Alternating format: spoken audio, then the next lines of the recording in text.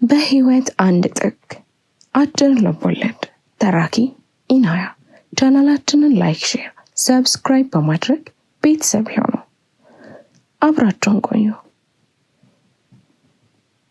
ትላንት እሁድ እነ ሮዛ ቤት አንድ ሰውዬ መጣና በሩን አንኳኳ። እኔ ሮዛና የሮዛ እናት ተመስጠን ፊልም እያየን ነበር። ሮዛ አብሮ አደግ ጎረቤቴ ናት። አስቴር ደግሞ እናቷ። ለእኔም እናቴ ማለት ነች። የኔና የሮዛ ፍቅር ለብቻው ነው። ከህፃንነታችን ጀምሮ ንጹህ የሆነ ምንም ጾታዊ ግጃሉት ውል ያላለበት ፍቅር እንዳለን አገር መንደሩ ምስክር ነው። እህቴ ሮዚን የምላት ታዲያ ዩኒቨርሲቲ ቆይታ ለእረፍት መምጣቷ ነበር። የሚገርመው እናቴና የሮዛ እናት አስቴር የመረረ ጥል ያላቸው ኩርፈኞች ናቸው። ግን የኔም የነ ሮዛ ቤት ሮዛም የኛ ቤት ልጆች ነን። ስለ እናቴ አስቴር ፊት ከተነሳ ውይ የሷን ነገር አታሳብኝ። ጋኔል ምን ያደርጋል እንዳንተ አይነት መልአክ ወለደች ትላኛለች። እናቴን ለእኔ ታማልኛለች። ሰው አይደለችም እኮ ትላታለች ደጋግማ። በእናቴ የመጣብኝን ሰው ይቅር ብዬ አላቅም። አስቱ ግን ስትረግማት እንኳን ምርቃት የሚመስለኝ ለምን እንደሆነ እንጃ። ሮዛ እኛ ቤት ስትመጣ ደግሞ እናቴ በተሯ ለሮዛ ስለ እናቷ ክፋት ጋኔልነት ትነግራታለች።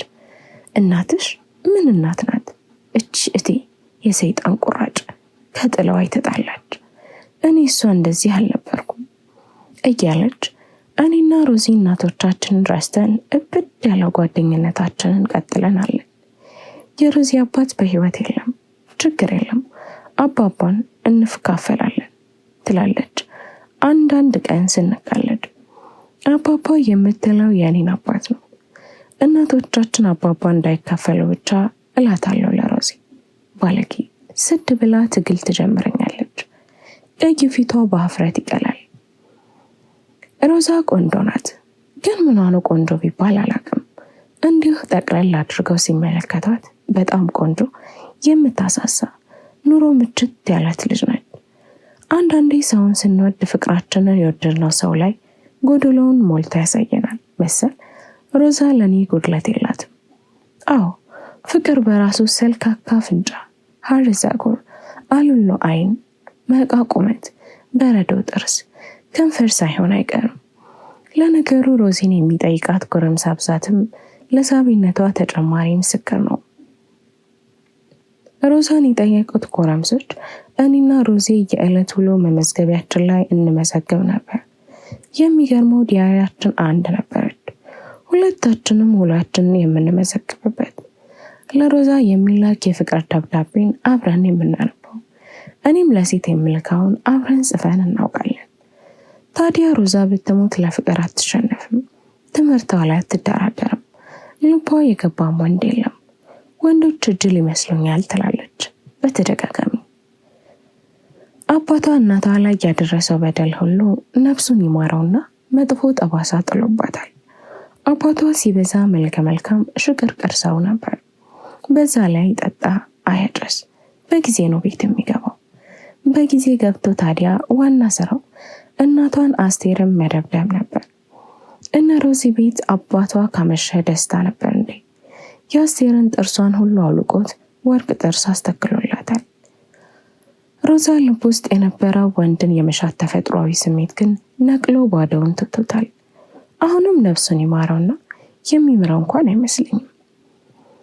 እና ትላንትና እሁድ እነ ሮዛ ቤት አንድ ሰውዬ መጣና በሩን አንኳኳ። ቡና ተፈልቶ ተመስጠን ፊልም እያየን ነበር። እንደ አጋጣሚ ለበሎ የምቀርበው እኔ ስለነበርኩ ተነስቼ በሩን ከፈትኩ። ከተወለደ ጀምሮ ዛሬ ገና የዘነጠ የሚመስል ሙሉ ግራጫ ልብስ የለበሰ ቀጫጫና ረጅም ሰውዬ በሩ ላይ የተሽቆጠቆጠ ቆሟል። ሰውየው ሙሉ ልብስ ቢለብስም ለምን እንደሆነ እንጃ ሙሉ ልብስ የለበሰ አይመስልም። መቼም ህይወት በሰዎች አይን ፊት ስታጎላህ እንኳን ሙሉ ልብስ ሙሉ ብርድህን አስፈልፈህ ብትመጣ ግርማ ሞገስ የሚባል ነገር አይጠጋም። ቅልል ትላለህ፣ ቀረት ይቀላል። ሰላም አልኩት። እየተሽቆጠቆጠ ዳማከሴ እንደሚያሽ ሰው እጆቹን እርስ በርስ እያፋተገ ሰላምታዬን ከወገቡ ጎብጦ መለሰልኝ። ከርዝመቱና ከእንቅስቃሴው ፍጥነት የተነሳ ለሰላምታ ከወገቡ ሲታጠፍ ከላይ ተምዘግዝገው የመጣ የሆነ ወገቡ ላይ ተሰብሮ የሚወድቅ ባህር ዛፍ ነበር የሚመስለው። ይሄ የነ ሮዛ ቤት ነው አይደል? አለና ራሱ መልሶን መለሰው። አዎ ነው፣ አውቀዋለሁ። አነጋገሩ የሚርበተበትና ካፉ የሚወጡት ቃላት በጠባበር እንደሚወጣ ብዙ ህዝብ የሚገፋፋና የሚተሻሹ ይመስላሉ። ዝም ብዬ ስመለከተው የሮዛ እናት ይኖራሉ ወይም አባቷ አለና መልሰው ለራሱ አውቃለሁ፣ አባቷ እንኳን በህይወት የሉም፣ ግን እናቷ ተርበተበተ። እናቷ አለች አልኩት። ልግባ ሲል ገነት በር ላይ የቆምኩ መልአክ የሆንኩ እስኪመስለኝ ወደ ቤት ውስጥ በጉጉት አይኖቹን ልኮ ለማየት እየሞከረ ለመነኝ። ግባ ብዬ በሩን ለቀቅኩለትና ገባ። አረማመዱ የሆነ የሚጮህ አይነት ነው። የሚራመድ ሳይሆን በአንድ እግሩ ብቻ የሚዘል አይነት ላይ ታች ያደርጋል። እድሜው 35 ቢሆን ነው። የሮዛን እናት በሁለት እጁ ሰላም ብሎ ወደ ሮዛ ዞረ። እርሷንም በሁለት እጁ ሰላም አለት። ሲመለስ የኔን እግር ረገጠና ተንገዳግዶ ጠረጴዛው ጫፍ ላይ ተቀምጦ የነበረውን ባዶ ሲኒ ከነበረው ሲኒው ስር ቀርቶ የነበረው የረጌ ቡና ዝቃጭ ምንጣፉ ላይ ጥቁር ደም መስሎ ተረጨ። ይህ ሰው መርዶ ይዞ ነው እንደመጣው ምን ያደናብረዋል? ካስቱ ፊት ለፊት ተቀመጠ። ሁላችንም ምን እንደሚል ለመስማት አይኑን እናየው ጀመር። ሰላም ነው ታዲያ እትዬ አስቴር አለ። ፈጣሪ ይመስገን ደህና ነኝ። ፊቷ ላይ የት ይሆን የሚያውቀኝ የሚል ግርታ ይታያል። በፈገግታ ልትሸፍነው ብትሞክርም አልተሳካለትም። ልጆች ሰላም ናቸው? ማለቴ ልጆት? አዎ አንድ ልጅ ብቻ ነው ያለችው አለ። ወደ ሮዛ አየት አድርጎ መልሶ እየተሽቆጠቀጠ ወደሚያፈትለው ወላሁ እያቀረቀረ ላቡ ቅንድቡ ላይ ቸፍ ብሎ በግልጽ ይታያል። ሲጨንቅ ደግሞ ያጠናው ነበር የሚናገረው ያስታውቃል። ላቡን በመዳፉ አንዴ ሞረቀውና መዳፉን አየት አድርጎ በኮቱ እጅጌ እንደገና ግንባሩን ጠረቀው። ደህና ናት አለች አስቱ። እናም ኮስተር ብላ አየችኝ። ትከሻዬን በቀስታ ወደ ላይ ሰቃልኩት። ያየችኝ ማን ነው ማለቷ ሲሆን እኔም በትከሻዬ ምላስ እንጃ አልኳት። ለትንሽ ደቂቃ እንግዳውም አቀርቅሮ እኛም እንግዳው ላይ አፍጥጠን እንደቆየን እንግዳው ተናገረ። አንተ አብርሃም ነህ? እዚህ ጎረቤት ያለችው ልጅ አይደለህም እንዴ አለኝ። አዎ ያው ለሮዛ ወንድሟ ማለት ነህ። ማዘንም ጋር ትቀራረባለህ። ያው ልጃቸው ማለት እኮ ነህ። አዎ ያው ልጅ ማለት ነው አለችው አስቱ። ጥሩ ያው የቤተሰብ ጉዳይ ስለምናወራ ላረጋግጥ ብዬ ነው አለ ወደ አስቱ በፈገግታ እየተመለከተ። ፈገግታው ይጨንቃል። ከንፈሮቹ ወይ በደንብ አይከፈቱ ወይ አይገጥሙ። እንዲሁ ሄድ መለስ እያሉ ይንቀጠቀጣሉ።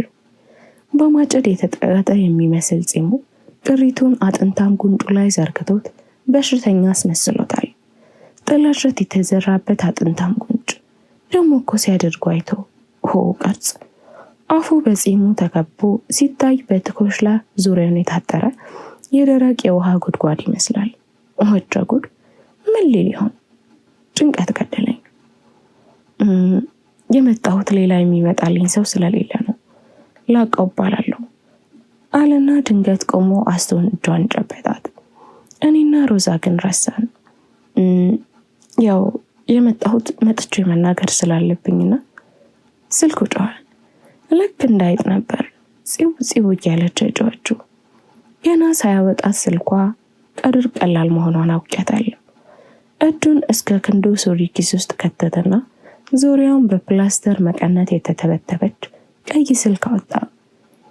ይኸው እንዳልኳት ናት፣ ካልኳትም ትብሳለች። ስልኳን ከኪሱ ሲያወጣት ጩኸቷ ተቋረጠ። የሆነ ነገሯ ኪስ ውስጥ ስለቀረ እንደገና ኪሱን ፈትሾ ከዳንና ባትሪዋን አወጣ። ተበታትና ነበር የወጣችው። በጥንቃቄ ገጣጠመና ኮቱ ኪስ ውስጥ አስቀምጠው ወሬውን ቀጠለ። እኔ መጣሁት መጥቼ እርሶን ለማግኘት ነበር። ያው አግኝቼዎታለሁ ብሎ ፈገግ አለ። አስቱን እንዳገኛት ለራሷ አላመነም መሰል። አዎ አግኝተኛል። ከየት ነው ግን የመጣኸው? እንደው ዘነጋው መሰል። አላወቅኩም አለች በጨዋነት። አልዘነጉኝም፣ ድሮም አያውቁኝም አለ። እንደዛ ነው? ታዲያ እኔ እንዴት አወቀኝ? አላወቅኩትም፣ ያው ልተዋወቅኩት ነው የመጣሁት። አለህን ነበር ያስጨነሰኝ።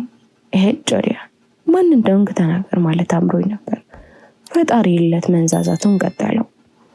ሰው እኮ ደፍሮ ካልተዋወቀ መቼስ ልክ ነው አለች አስቱ እንዲናገር ለማደፋፈር እንጂ ያላለቀ አረፍተ ነገር መቼም ቢሆን ልክ ሆኖ አያውቅም። የመጣሁት ለዚህ ነው። እኔም ለምን አለች አስቱ ገርሟት። ያው ለመተዋወቅና ከተዋወቅን በኋላ አንዳንድ ቤተሰባዊ ጉዳዮችን ለመነጋገር። ይኸው ተዋወቅን። እስቲ የመጣህበትን ንገረኝ። አስቱ ትንሽ ኮስተር ያለች መሰለኝ። የመጣሁት ያው ሮዛን ማለቴ ልጆትን ሮዛን ላገባት ስለፈለግኩ እርስዎ እንዲፈቅዱልኝ ነው። እባክዎትን እማማ አስቴር ብሎ ተንደርድሮ አስቱ እግር ስር ተደፋ። ቀስ ብዬ ወደ ዞርኩ። ሶፋ ላይ ሳይሆን ኤሌክትሪክ ወንበር ላይ እንዳስቀመጡት የሞት ፍርደኛ ደርቃ ቀርታለች። ሙልት ያሉ ቀይ ጉንጮቿ ገርጥተው አይኗ ባዶ ጠርሙስ መስሏል። እረ ተነስ የኔ ልጅ አለች አስቱ። ምኑም እንዳልጠማት ታስታውቃለች። ልጁ ተነስቶ ቆመና እሻሉኝ ማዘር ሲል በጉጉት ጠየቀ። አክብረኸኝ ስለመጣህ ተባረክ። ግን አሁን ዘመኑ ሰልጥኗል። ማነህ? ላቀዋለ ራሳችሁ ተነጋገሩ እዛው ብላ ሮዚን አጋፈጠቻት። ሮዚ በእርጋታ ተነሳች።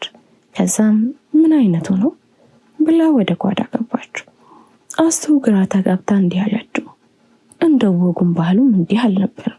ቢጠፋ ያንተ ቢጤ እንኳን አንድ ሁለት ሰው ይላካል። ስትት ብሎ ነው እኮ ነው። አስቤ ነበር አላንገቱን ደፍቶ፣ ግን ሰው አጣው፣ ዘመድም የለኝም። እና ደግሞ የምነግራቸው ሰዎች ሁሉ ለራስ ሳትሆን ሚስት ጠግበ ሳትበላ ሌላ ዕዳ መጨመር እያሉ አሸማቀቁ እንጂ አስቤ ነበር። ቀጥሎ ምን አባቴ ላድርግ እንጃ። ራሴ እሷን በማሰብ ከሚፈነዳ እንዲሁ ነገሩን አፈንድቼው ይለይለት ብዬ ነው። ሮዛን ወዳታለሁ። ሮዛ ቀይ ቆንጆ ልጅ ናት። ሰው ለራሱ ሽማግሌ ቢያመጣ አሳልኩ። ትክክለኛው ሽማግሌ እኔ ነኝ። የሮዛን ፍቅር ምን ያህል እንዳለምኩት የሚያውቅ ሽማግሌ ማናል? በማድረባት የፈራረሰች ቤት ብርሃን የዘራችው ማናት? ሮዛ ናት። ሮዛ የእርሶ ልጅ ማንም እንደ ሰው በማያይን አገር አንድ ጥራጊ በተጣልኩበት መንደር ሰው መሆኔን ለልቤ ነገረችው የሮዛ ፍቅር ነው። ሮዛ የእርሶ ልጅ። ወደ በሩ መንገድ ጀመረ። አነጋገሩ ተረጋግቶ ነበር። ፍርሃቱ ሁሉ ጠፍቶ። መቼስ የፈጣሪ ትልቅነት ይህ ፍቅር ሰው እንኳን ቀና ብዬ የማላይ ትንሽ ሰው ላይ ጥሎት ሰው ፊት አቆመኝ። እንደው ሰው ልሆን ብዬ እንጂ እሱስ እሺ ቢሉኝም ሮዛን የት እንደምወስዳት እንጃ። ሮዛ እኮ 4 ዓመት ከልጅነቷ ጀምሮ 12ኛ ክፍል እስክትሆን ዩኒቨርሲቲ ስትገባ ስወዳት ከረምኩ። አልተማርኩም። እንደ የፈጣሪ ነገር እኔ ላይ ይህን ፍቅር ቢጥለው እኔም ሽማግሌ ሆንኩ። ሆድህን ሳትሞላ ይላሉ። ፍቅር ከሆድ በተረፈ ነገር ይመጣ ይመስል ይኸው ሆድህ አልሞላም ብሎ መቼ ተወኝ። ለራስህ ሳትሆን ይላሉ። ምንድን ነው እኔ ማለት ለራስ ከሆኑ በኋላ በተረፈው ይፈቀራል እንዴ? ራስን ጥሎ እንጂ ለሌላ ሰው መኖር። ሮዛን የእርሶን ልጅ ወድጄ ስንት ዓመት ሙሉ ዘመድ የለኝ።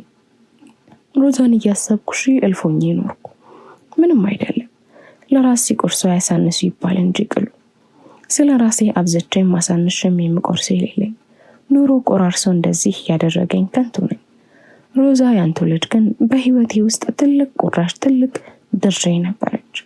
ሮዛ ያንቱ ልጅ ሳያት እኮ ልቤ ውስጥ ገነት ይፈጠራል።